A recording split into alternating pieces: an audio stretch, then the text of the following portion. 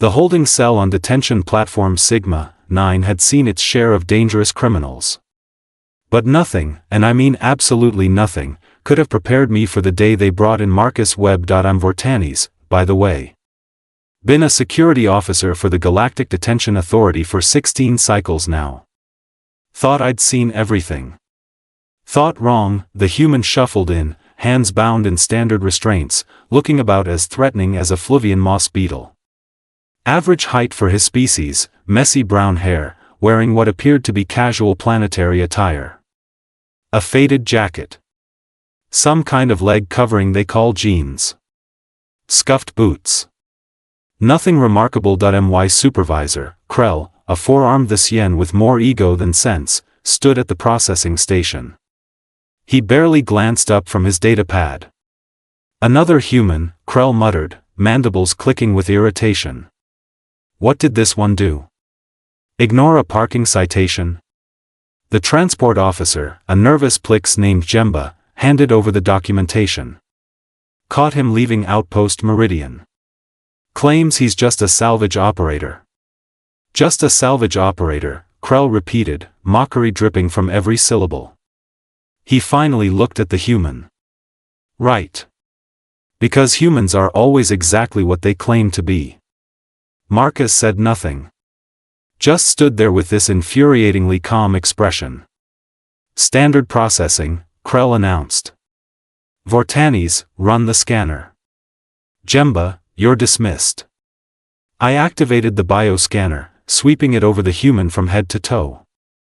The device hummed, analyzing, cataloging. When it finished, I stared at the readout. Then stared again. Krell? You're going to want to see this. What now? He stomped over, all four arms crossed in annoyance. The scanner had detected 17 separate items concealed on or within the human's body. 17.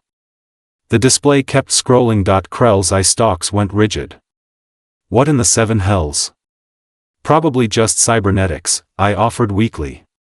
Humans do that sometimes, right? Medical implants? Those aren't medical readings. Krell's voice had dropped an octave. He turned to Marcus, trying to maintain his authority. You. Human. The Galactic Detention Code, Section 47, Paragraph 12, requires all detainees to completely disarm before cell assignment. Remove any and all weapons, tools, or devices that could be used to harm personnel or facilitate escape. Do you understand? Marcus nodded slowly. Yeah, I understand. Then comply. Now. What happened next will haunt me for the rest of my days. The human reached up and, without hesitation, grabbed one of his back teeth.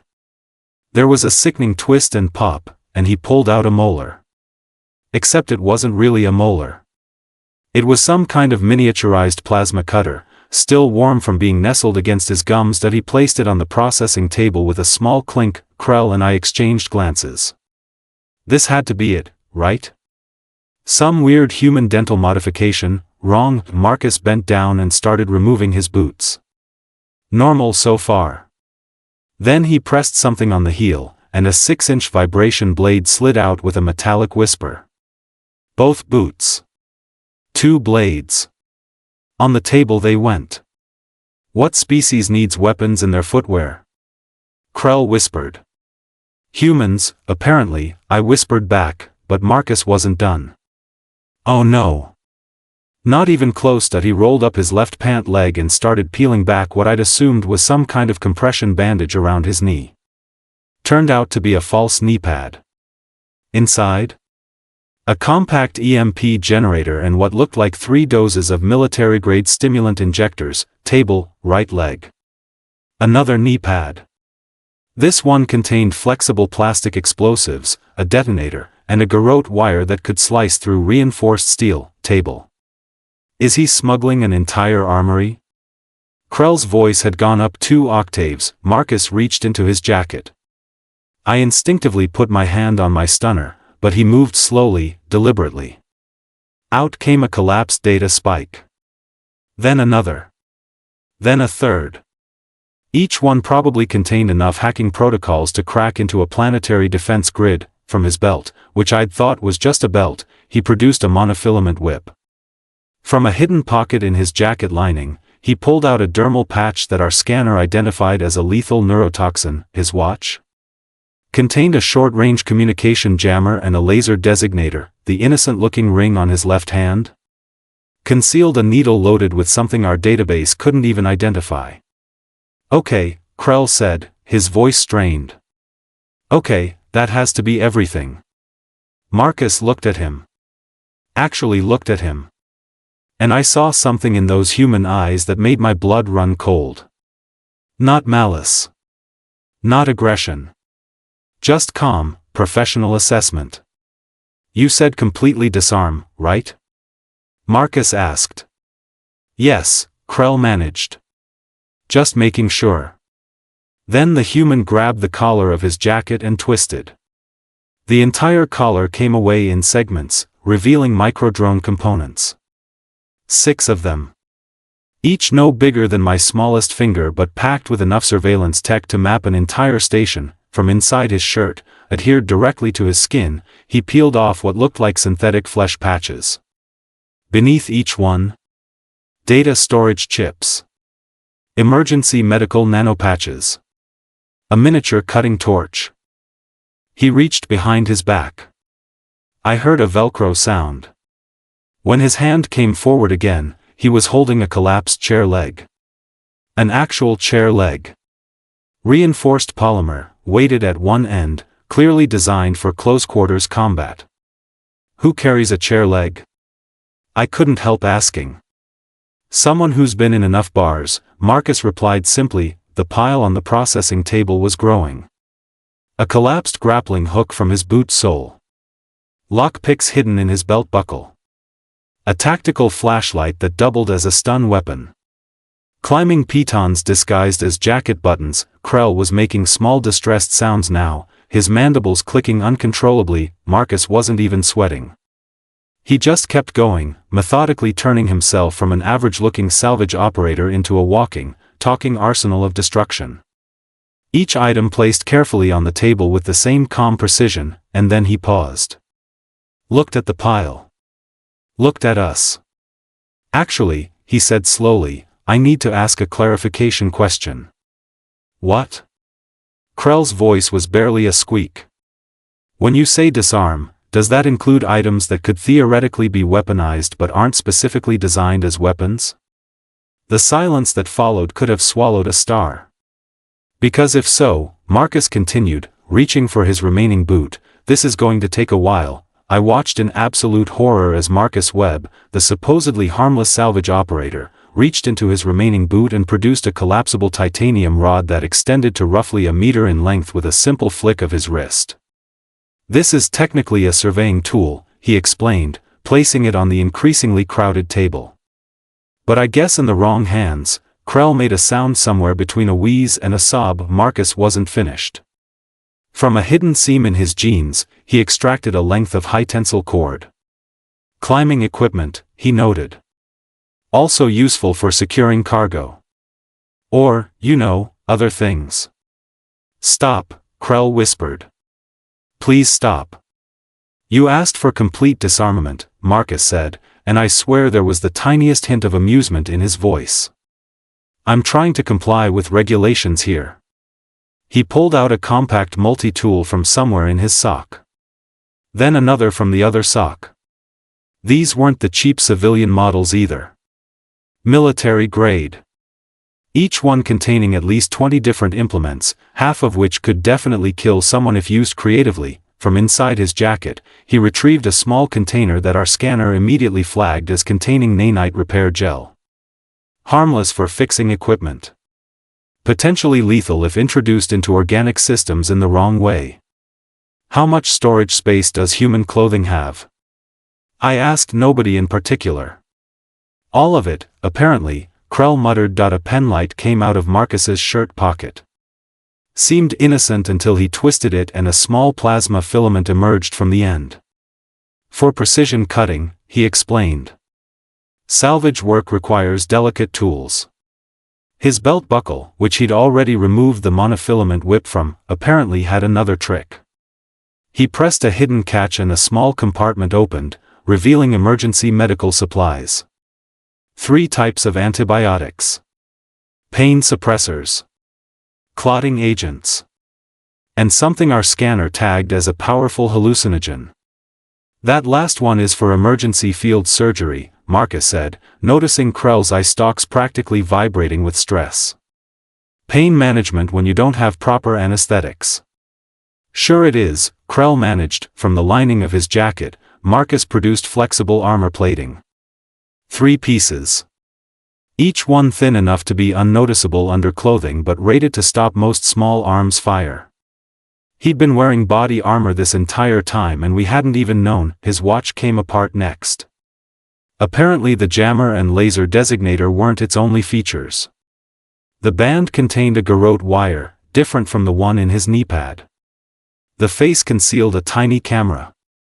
The clasp held 3 lockpicks so small I needed to squint to see them.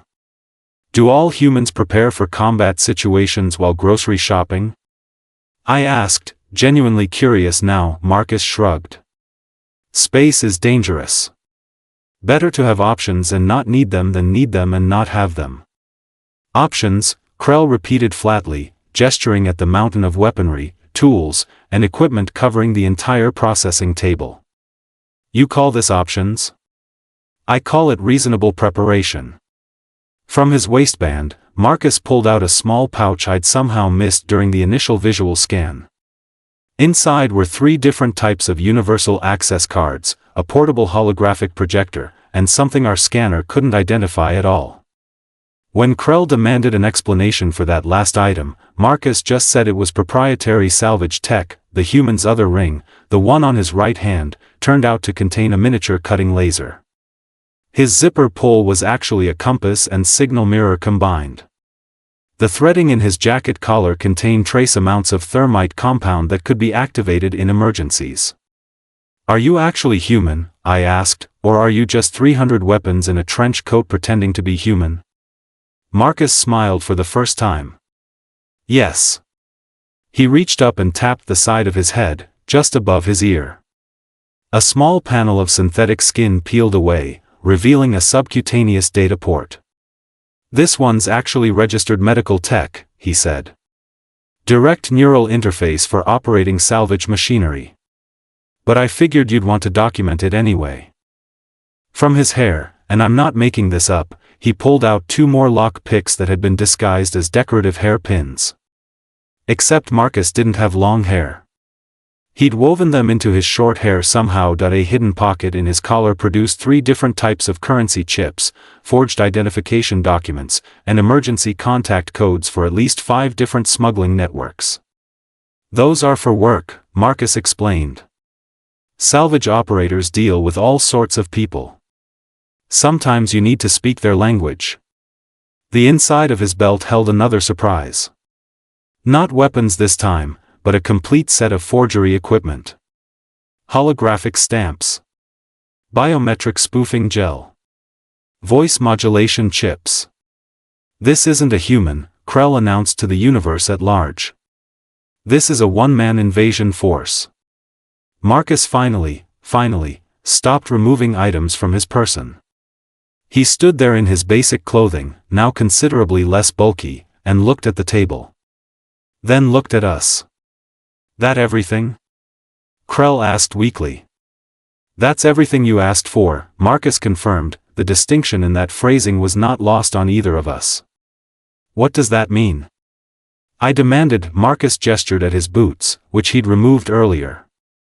The soles contain emergency rations. High-calorie paste. Not a weapon, not a tool, just food. You didn't ask for that. Keep it, Krell said immediately. My jacket has a built-in water filtration system in the lining. Also not a weapon. Keep it. And there's a solar charging cell woven into my shirt that can power small electronics. Keep all of it. Krell's voice cracked. Keep everything that doesn't kill, maim, or explode. Marcus nodded agreeably. Fair enough. I stared at the processing table. At the pile of weapons, tools, equipment, and gear that would have armed a small mercenary unit. All of it had been concealed on one average-looking human. How long did it take you to acquire all of this? I asked. To acquire? Years. Marcus started putting his boots back on. To hide it effectively on my person? About 40 minutes before I left Outpost Meridian. 40 minutes, I repeated. I was running late. Normally I'd have more. Krell made that wee sob sound again. So, Marcus said conversationally, which cell am I assigned to? I pulled up the detention roster with shaking hands. Cell Block 7. Unit 143. It's, maximum security. Makes sense. He stood there calmly while I reapplied restraints to his wrists. Fair warning though. Warning about what? Krell asked, sounding like he'd aged 10 cycles in the last hour. Marcus smiled again. That same calm, professional smile that made my spine tingle. Those items I removed? Those were the obvious ones. The ones I figured you'd find eventually with a thorough scan. He paused, letting that sink in. A good operative always keeps something in reserve. Just in case. The color drained from Krell's face. All 4 of his arms went limp. You're joking, I said desperately. You're messing with us. That has to be everything.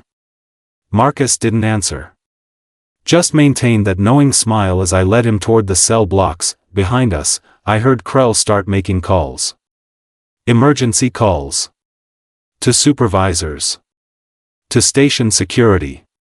To anyone who would listen, and as I walked Marcus Webb down the corridor, past cells containing the most dangerous criminals in 3 sectors, I couldn't shake one terrifying thought that if this was what an average human salvage operator carried for a regular workday, what did their actual soldiers pack? Somewhere in the depths of the station, an alarm started blaring. Someone had finally run Marcus's identification through the galactic database. The human smile widened slightly. This was going to be a very long shift.